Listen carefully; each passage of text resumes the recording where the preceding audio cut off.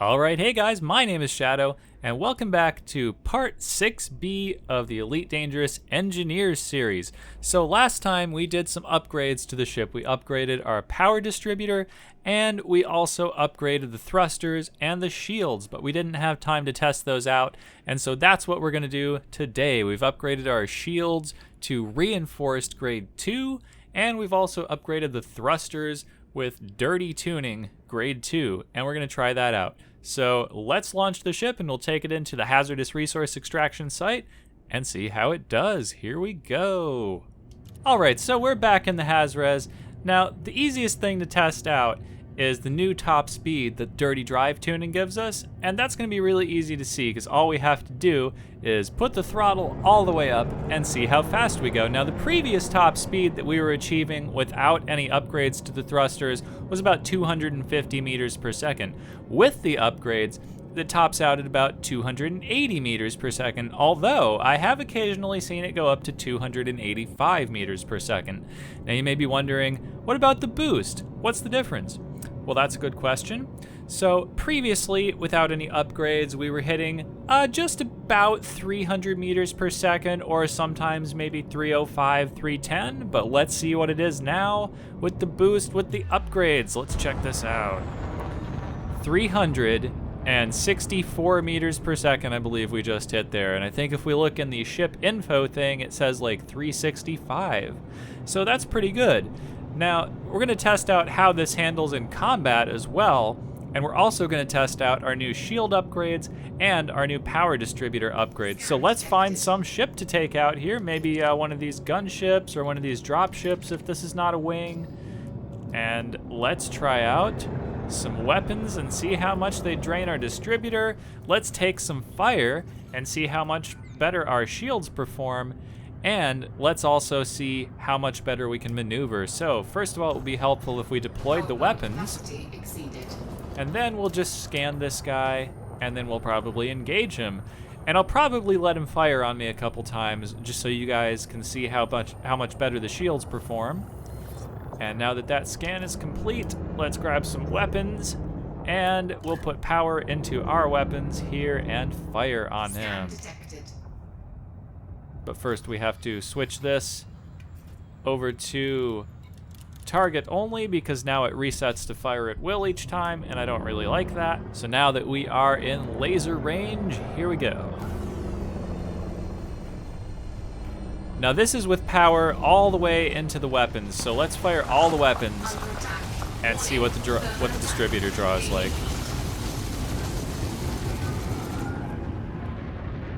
Okay, so that was not too bad. That's a little bit better than it was before. Now we're still firing lasers at the moment. And that guy just collided with us. And I had no power into my shields, and they did not actually go down. So that seems a little better. Now one shield cell still recharges the shields all the way. And since this guy wants to fire on us right now, let's put all the power into the shields, and maybe we can get him in front of us and actually just let him do that for a minute. Here we go, here we go. Okay, let's see. Okay, that was I mean, I don't know if that was a great volley from that guy. He probably doesn't have amazing weapon systems. But yeah, here we go. He's just firing on us, and it seems like these shields can take a little bit of a beating. So we've lost one ring, and he's gonna hit us, and that barely did anything. That had a bigger impact on his shields than it did on our shields. So I think these upgrades are actually pretty good, even though we kind of got ripped off, and we only got 1% optimal shield strength increase there. So yeah, pretty good. Now we're down one ring. I'm gonna deploy a shield cell, and then we will continue firing on this guy. Now, I don't want to get rammed again, so I'm just gonna move. But yeah, let's keep doing this. So I'm gonna put some power into the engines, and let's see how good our maneuverability is here. So it looks like we can get him in front of us fairly easily, and then we can fire all of our weapons. Now let's see how long it takes this distributor to discharge. Okay, well, the guns are reloading. That doesn't really help. We'll have to use another shield cell here. But we have power all the way into the engines. And I don't know if you guys are able to tell, but this ship is actually a lot more maneuverable than it was before, like significantly more maneuverable. Like before this, I mean, there was pretty much no way short of turning off our flight assist that you could get another ship in front of the Python. That was pretty much the only way to do it. But now all I'm having to do is use my lateral thrusters to get this guy in front of the ship. So that I'm liking a lot better, and this is only the grade 2 upgrade. All right, now I'm gonna put all power into the shields and 2 pips to weapons, and let's see how long we can actually fire all weapons with just 2 pips in here. Because obviously we need some power to the shields or he's just gonna take them right down. Okay, so we didn't get too much of a charge out of that with just 2 pips, but with 4 pips into weapons, it's not bad. Now I've just come across a master ranked Anaconda here, and for that fight with the Federal dropship, we actually burned through an entire bank of shield cells plus 2 more shield cells. Now a lot of you guys have been commenting, telling me that, yeah, I'm gonna take a bunch of damage and have module malfunctions and stuff after using all of those shield cells, but that really isn't what I've actually been experiencing. So I wanna try and do this right now. I want to take on this Anaconda, having used a whole bunch of shield cells already, and I'll probably use a couple more before the end of this fight. And let's just see how well this ship performs against this master ranked Anaconda with no help from anyone else. No, there are no system authority vessels around us right now. Let's just take on this Anaconda and see what this ship can actually do. So first of all, I'm gonna target its power plant, and then I'm just gonna put power into my weapon systems and start firing on it. Here we go.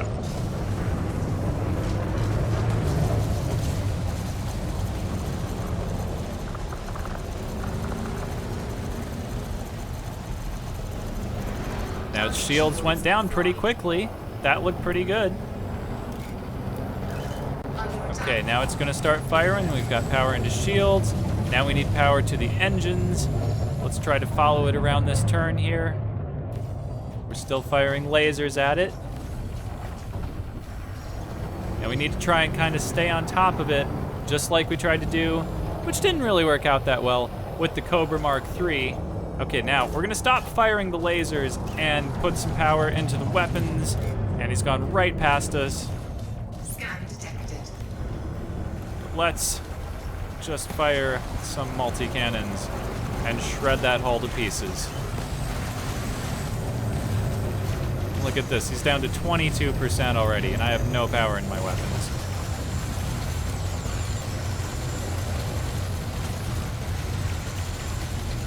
And 1%. I know my shields just went down, but that's okay, because he's dead right now. Target destroyed. Yes, that was pretty cool. I actually didn't use a single shield cell for that fight.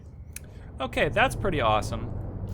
But let's see. I have used about 7 shield cells. I have used about 7 6A shield cells. So let's just go and check out what kind of damage we've actually done to any module on this ship. So thrusters 95%. Let's see. What's actually below 90%? Shield boosters. Okay. Let's see. What's our most damaged thing here? 67%. The cargo hatch is our most damaged component. Okay, nothing else is really even below 85%. Oh, except the kill warrant scanner is at 78%.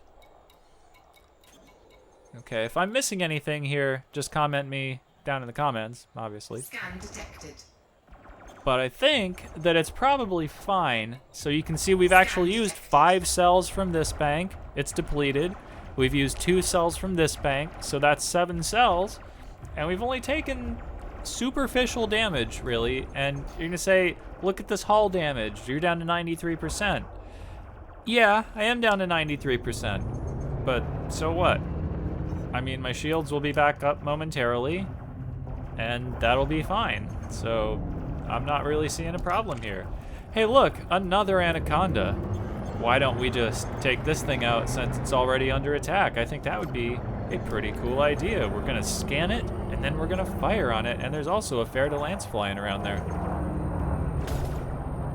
can see how this thing does against a Fer-de-Lance. Alright, let's just fire some multi-cannons at it. We didn't even bother to target its power plant.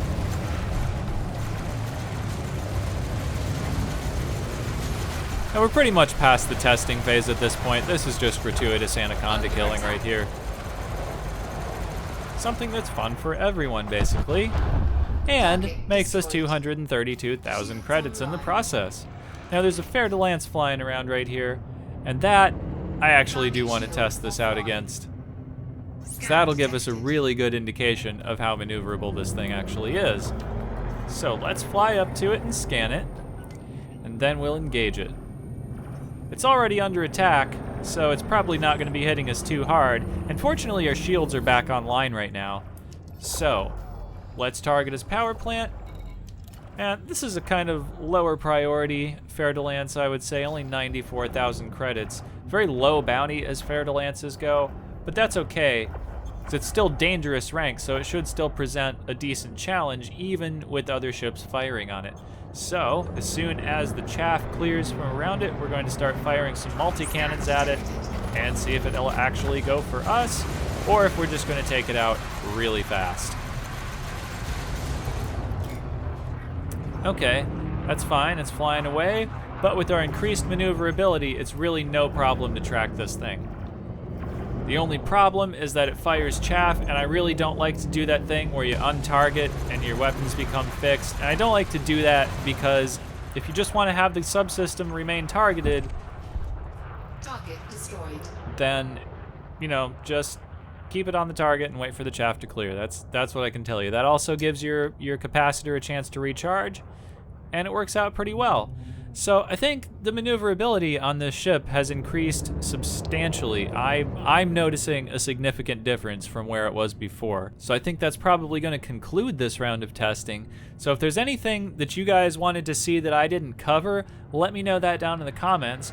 Also, just generally let me know what you thought down in the comments. And that's pretty much going to be it for me, guys. So if you liked this video, stick a like on it. If you didn't like it, stick a dislike on it. If you want to see more of the Engineer series coming up in the future, make sure you're subscribed to my channel. That's going to be it for me, guys. So I will see you guys in the next one.